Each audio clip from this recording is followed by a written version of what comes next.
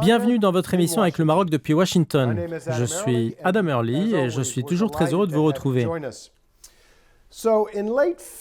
En fin février, la Brookings Institution, l'un des think tanks les plus importants de Washington, a organisé une conférence virtuelle sur l'avenir de la politique étrangère de l'administration Biden au Moyen-Orient. Cette conférence virtuelle a connu la participation des ministres des Affaires étrangères du Maroc et de l'Algérie. En marge de cette conférence, l'ambassadeur Jeffrey Feltman s'est entretenu durant 1 heure avec chacun des 2 ministres. Il faut savoir que Jeffrey Feltman, qui collabore actuellement avec le groupe de réflexion Brookings, a été adjoint du secrétaire d'État américain aux affaires du Proche-Orient et secrétaire général adjoint des affaires étrangères à l'ONU. Dans l'épisode d'aujourd'hui, nous allons décortiquer les propos du ministre marocain des Affaires étrangères Nasser Bourita et ceux de son homologue algérien Sabri Boukadoum sur la question du Sahara marocain. Nous verrons qui est responsable de l'arrêt du processus de paix et que peuvent faire les États-Unis, le Maroc, l'Algérie et la communauté internationale afin de résoudre ce différend artificiel. Pour débattre de ces questions et faire le point sur ce dossier, j'ai le plaisir d'accueillir Thomas Hill. Il est expert associé au département d'Afrique du Nord à l'Institut des États-Unis pour la paix. Il s'agit d'un centre de recherche financé par le Congrès américain. Thomas Hill a travaillé auparavant comme professeur émérite au Brookings Institution, ce qui veut dire qu'il connaît bien ce groupe de réflexion. Il a occupé un poste de haut fonctionnaire au département des Affaires nord-africaines, à la Commission des Affaires étrangères de la Chambre des représentants entre 2013 et 2017. Et avant cela, il était diplomate pendant 10 ans, avec une mission portant sur le Proche-Orient au département d'État américain. Soyez le bienvenu. Avant d'échanger avec vous, je vais donner la parole à notre analyste George Landris, que nos téléspectateurs connaissent bien. C'est un habitué de ce plateau. George Landris est le président d'un organisme appelé Frontiers of Freedom, qui est un institut de recherche en politique publique. George, vous êtes à la tête de cet institut qui s'intéresse à l'analyse de la politique étrangère. L'occasion pour nous de profiter de votre expérience pour commenter la conférence virtuelle de Brookings Institution. Cette conférence a accueilli plusieurs anciens décideurs et hauts responsables. Pensez-vous qu'ils auront une influence réelle? Et si c'est le cas, quelle en sera la portée? Ce qui a été dit dans cette conférence sera-t-il réellement entendu et pris en considération par les membres du Congrès et l'administration américaine?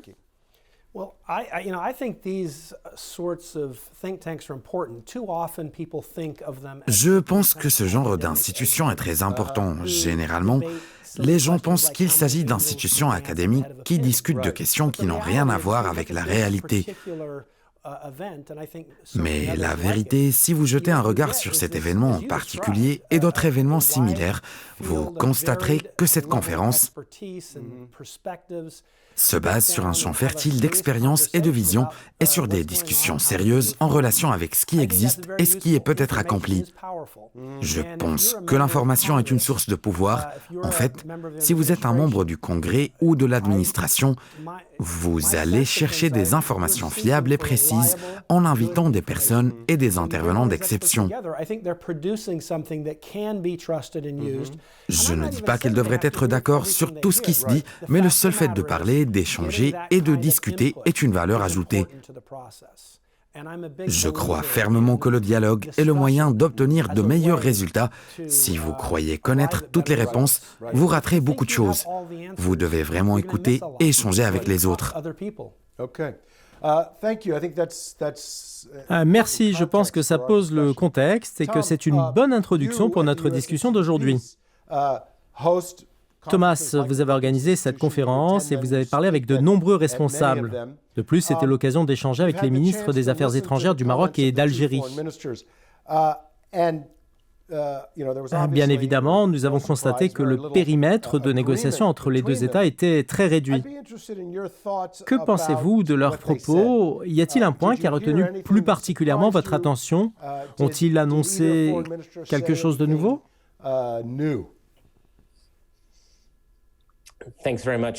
Merci beaucoup, merci de m'accueillir. Écoutez, lorsque les ministres des Affaires étrangères s'expriment dans un forum comme celui-ci, ils sont bien informés, habitués, expérimentés, pour dire le minimum ou pour dire des choses entre les lignes.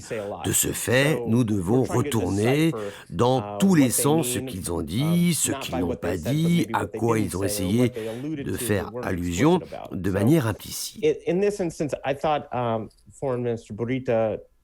C'est pourquoi, dans ce cas, je crois que la prestation du ministre marocain des Affaires étrangères, Nasser Bourita, a été excellente, car il a expliqué la position marocaine sans donner de détails. De même, il a indiqué, au début de son intervention, qu'il serait très diplomate dans ses réponses. En suivant cette discussion avec l'ambassadeur Feltman, j'ai constaté que la chose la plus importante que le ministre marocain a dit était son préambule sur la nécessité de ce qu'il a décrit comme un changement de la vision et la stratégie arabe. Je pense que c'était très important et j'aurais aimé entendre plus de détails de sa part sur ce point quant au besoin de réformer la stratégie arabe, qui s'est concentré pendant des décennies sur le conflit israélo-arabe en optant pour une alternative basée sur des valeurs communes, des intérêts économiques et une société plus ouverte devant les jeunes et les autres groupes marginalisés. Donc une stratégie arabe qui se concentre davantage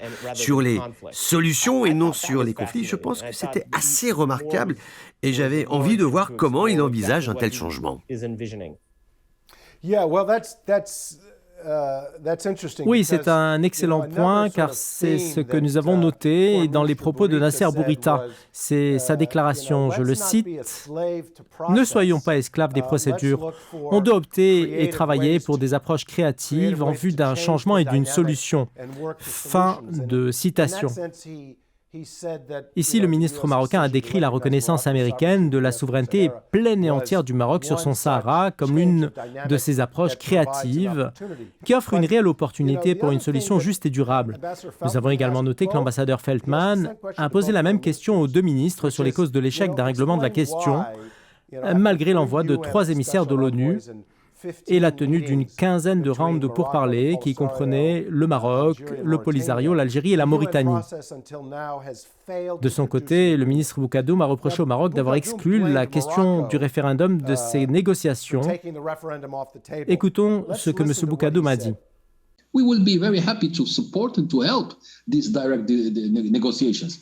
But I cannot discuss on behalf not Algeria, as I'm sure Bourita has said the same thing. Nous serons heureux de soutenir et d'aider ces négociations directes, mais je ne peux pas parler et peut-être que Nasser Bourita a dit la même chose hier. Nous ne pouvons pas discuter au nom d'une tierce personne.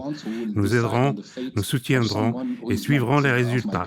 Mais ce ne sera pas nous qui déciderons du sort d'autres gens que notre peuple. Quant à M. Bourita, dans sa réponse à la même question, il a reproché à l'Algérie de ne pas être prête à accepter une nouvelle approche. Il a souligné que l'Algérie veut maintenir la situation telle qu'elle est, dans un processus sans fin et sans règlement. Écoutons-le. Ont-ils la volonté de résoudre ce problème? La réponse est non. Ils n'ont aucun intérêt à le résoudre. Ils le préfèrent tel qu'il est parce qu'ils s'accrochent à des alternatives et des propositions obsolètes.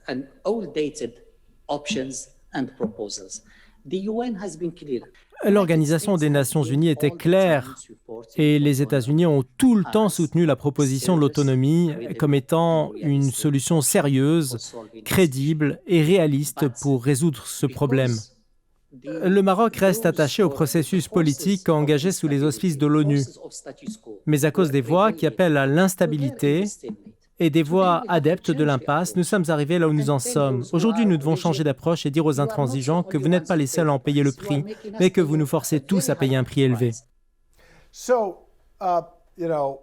Bien, il ressort très clairement des propos des deux ministres qu'il n'y a pas d'espace de compromis.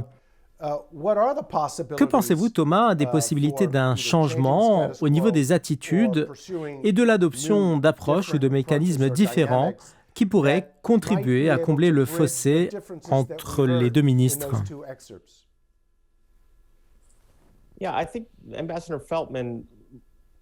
Je pense que l'ambassadeur Feltman a tenté de faire allusion à cela lorsqu'il discutait avec Boukadoum et des autres domaines dans lesquels l'Algérie peut coopérer avec le Maroc et pourquoi l'intégration économique a-t-elle été particulièrement défaillante. Je ne pense pas.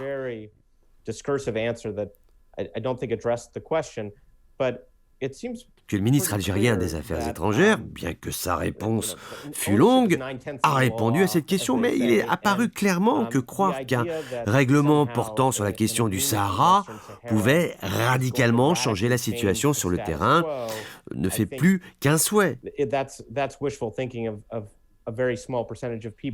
Je pense qu'un pourcentage de personnes y croient, alors qu'une analyse politique réaliste nous amène à dire que la situation qui prévaut au Sahara a plus de chances de perdurer. La question qui se pose ici est de savoir quel type de relation prévaudra entre le Maroc et l'Algérie et si les deux pays permettront que le différend sur le Sahara reste un obstacle devant le traitement d'autres questions plus importantes.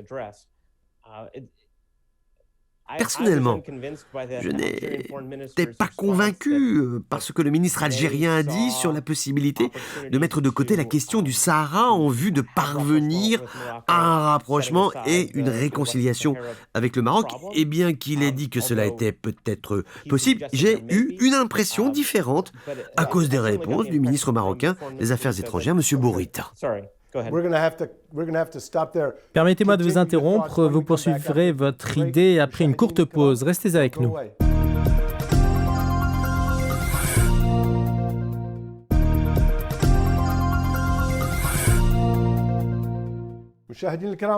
Nous voilà de retour pour la suite de votre émission avec le Maroc depuis Washington. Aujourd'hui, nous discutons de l'échange indirect qui a eu lieu entre les ministres des Affaires étrangères du Maroc et de l'Algérie lors de la conférence virtuelle de la Brookings Institution. Avant la pause, mon invité Thomas Hill s'interrogeait sur la volonté des Algériens de développer des relations plus normales avec le Maroc, en mettant de côté la question du Sahara. Thomas doutait qu'une telle orientation se produise. Qu'est-ce qui vous fait penser cela, Thomas ? Je pense que le ministre marocain des Affaires étrangères, M. Bourita, a décrit la situation comme une question à deux volets. Soit vous soutenez le maintien de la situation telle qu'elle est, soit vous soutenez l'initiative d'autonomie proposée par le Royaume du Maroc.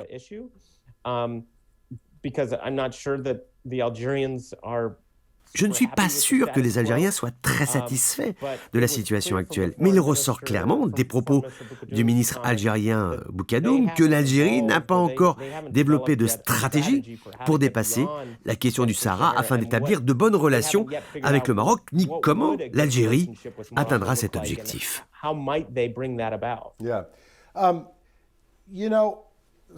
Oui, à propos du maintien du statu quo que vous venez d'évoquer, je voudrais ici me référer à la lettre envoyée par quelques membres du Congrès américain des deux partis démocrates et républicains au président Biden pour l'exhorter de revenir sur la décision de l'administration Trump reconnaissant la souveraineté pleine et entière du Maroc sur son Sahara et de soutenir l'organisation d'un référendum.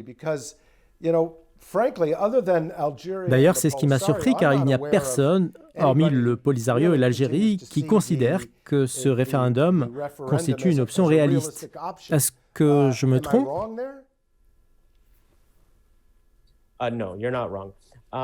Non, vous n'avez pas tort. En fait, l'ambassadeur Feltman a précisé que le fait que les États-Unis ont annoncé cette décision ne constitue pas une obligation légale concernant ce qui s'est passé au Sahara. Mais il suffit de dire que la communauté internationale a commencé à s'orienter vers une position qui permet au Maroc d'aller de l'avant pour asseoir sa souveraineté sur son Sahara et il est peu probable que cela soit remis en question. Seems incredibly unlikely. I think the genie is out of the bottle or the horse is out of the barn or whatever. Donc, qui dirait, une fois que le génie est sorti de sa lampe et que le cheval est sorti de sa tente, je pense que nous sommes maintenant dans une position qui rend la tenue d'un référendum déraisonnable, voire impossible. Vous attendez-vous à ce que l'administration Biden revienne sur la décision de l'administration Trump quant à la reconnaissance américaine de la souveraineté marocaine sur le Sahara?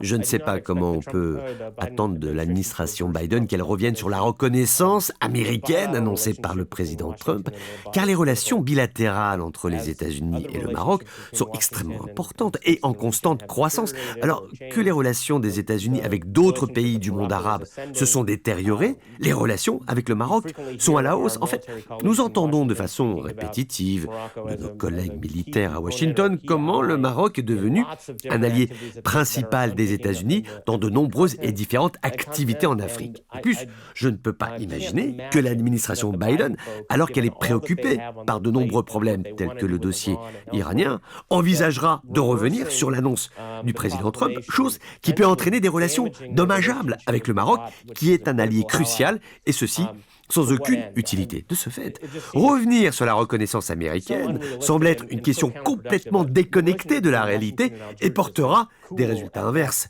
D'autant plus que les relations entre les États-Unis et l'Algérie sont froides dans le meilleur des scénarios. Par conséquent, revenir sur la reconnaissance américaine saperait la relation avec Rabat et pourrait peut-être améliorer quelque peu la relation américaine avec l'Algérie. Il faudra donc faire un calcul des pertes et profits et cela montrera qu'il n'y a aucun profit à tirer pour Washington. Bien, une réponse très intéressante et très profonde.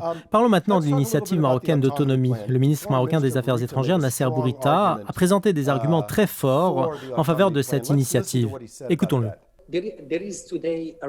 Aujourd'hui, on est devant une nouvelle réalité, à savoir que le plan d'autonomie bénéficie d'un soutien solide de la communauté internationale. Le plan d'autonomie n'est pas soutenu uniquement par les États-Unis, mais aussi par d'autres membres permanents du Conseil de sécurité qui suivent la même voie. Le Maroc est prêt à parler sérieusement de la proposition d'autonomie et à mettre en évidence tous les avantages que cette initiative offre à l'autre partie. Le Maroc ne veut pas de profit, mais veut plutôt résoudre le problème. Le Maroc ne veut pas une solution gagnant-perdant. Le Maroc collabore plutôt pour une solution gagnant-gagnant. Et nous pensons que le plan d'autonomie est la solution de compromis. Nous considérons que l'initiative d'autonomie est un cadre de travail. Quant à ses détails et son contenu, c'est un sujet de négociation et les autres parties devraient s'engager dans les négociations et enrichir cette initiative marocaine de leurs idées et de leurs propositions. Alors, ce que j'ai remarqué dans cette intervention du ministre Bourita, c'est qu'il a décrit l'initiative d'autonomie comme un cadre de travail pour les négociations, ce qui signifie qu'il a laissé la porte ouverte pour parvenir à une solution du juste milieu. Qu'en pensez-vous? Pensez-vous que l'on puisse déceler une réelle volonté de l'Algérie et du Polisario à s'engager sérieusement dans cette initiative d'autonomie?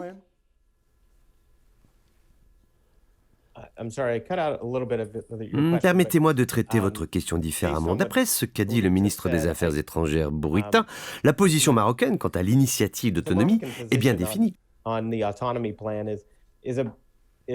Le Maroc dispose de toutes les cartes et peut dicter la portée des négociations sur l'autonomie.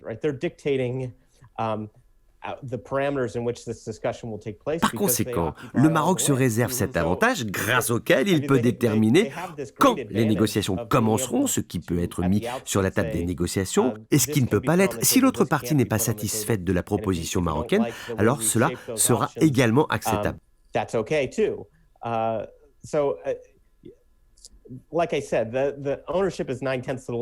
De ce fait, le Maroc a déjà établi sa souveraineté sur son Sahara, comme vous l'avez dit. Par conséquent, la capacité des autres parties, comme l'Algérie ou certains habitants du Sahara d'influer, ce à quoi les négociations peuvent aboutir, est une capacité très limitée en fin de compte.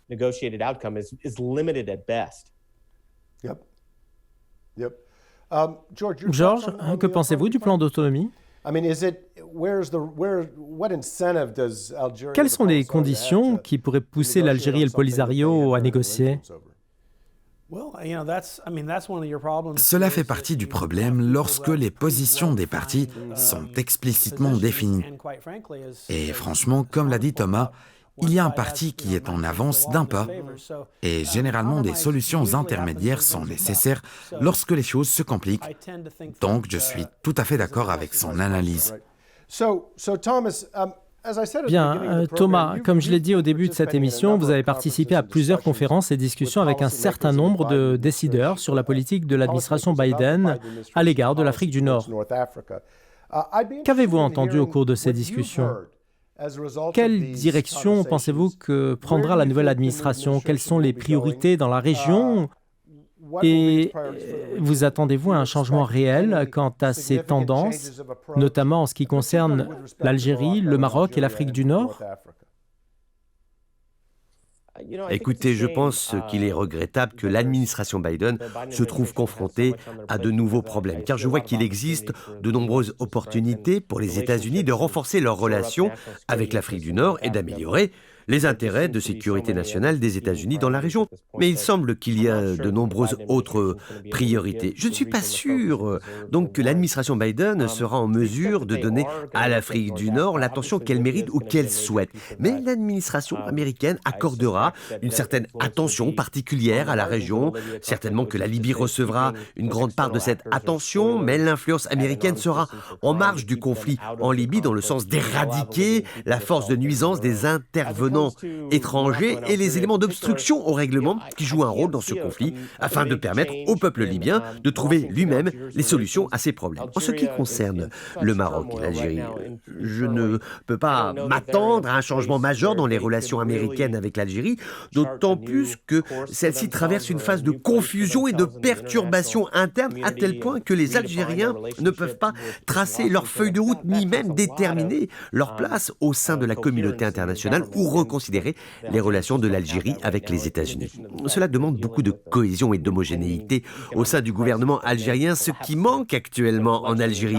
Ajoutons à cela que l'Algérie fait face actuellement à une grave crise économique. Quant au Maroc, je vois que les relations maroco-américaines connaissent une constante croissance, car les États-Unis veulent accroître les fruits de leur partenariat avec le Royaume du Maroc, d'autant plus que les relations américaines avec d'autres pays qui ont été perçus comme durables ont été soumis à des chocs inattendus, tandis que le Maroc poursuit sa volonté pour un partenariat plus fort avec Washington. De ce fait, quand il y a un tel consensus entre deux États et que chaque partie voit les avantages de la coopération et de la collaboration bilatérale, les relations peuvent se développer très rapidement en constante croissance. Bien, chers téléspectateurs, vous avez pu suivre aujourd'hui les analyses approfondies d'un expert spécialiste de l'Afrique du Nord et également de la politique américaine et qui connaît très bien la façon dont réfléchit l'administration Biden.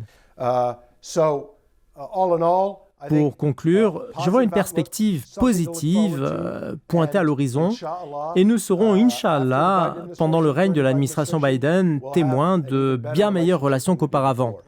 Chers téléspectateurs, je voudrais remercier mon invité, Thomas Hill, pour sa participation. Je remercie également notre analyste, George Landrith. Merci à vous, chers téléspectateurs, et à très bientôt.